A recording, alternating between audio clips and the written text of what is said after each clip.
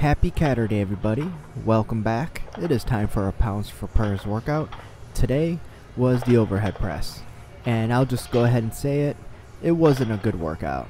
Now that can come down to a combination of things, from still recovering from the deadlifts or not eating quite enough yesterday. My calories were somewhat low, or just the way I set up today's workout.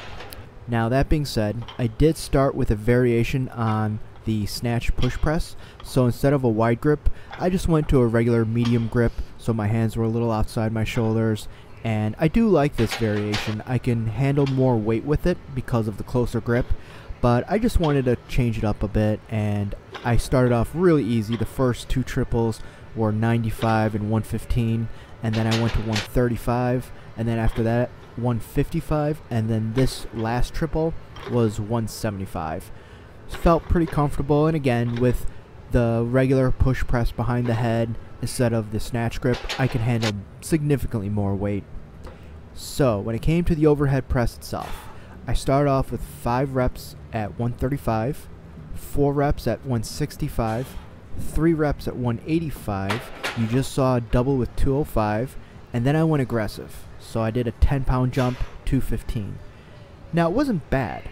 That was actually a decent rep. However, I harkened back to when I did squats and did 2 singles with each weight. I thought maybe it might work, but I think it just burned my shoulders out too quickly. So here's 225, not bad, and then I decided, okay, let's do that again. Maybe it'll go a little faster, and actually the opposite happened. It went a little slower. So I think doing it this way kind of burned out my shoulders, and when I attempted 235, as you're going to see, was not going to happen. It just wasn't going to move. I could get it about halfway up, maybe a little bit more, maybe like 2/3, but there was no chance I was going to lock it out, at least not with leg drive, and I just don't want to use leg drive. Well, I just don't. So I would say that unless I have to, but I really don't, especially because I love the strict press. So what I did instead of a third attempt was I went down and dropped to 205 for a single, 215 for a single, and just by the way that these were moving and feeling, I knew that getting 225 was probably going to be the last of it. So there's 225, much slower than it usually moves, and then 235, I knew in my mind it wasn't going to work, so I just gave it 1 attempt instead of 2, because it wouldn't have gotten any better.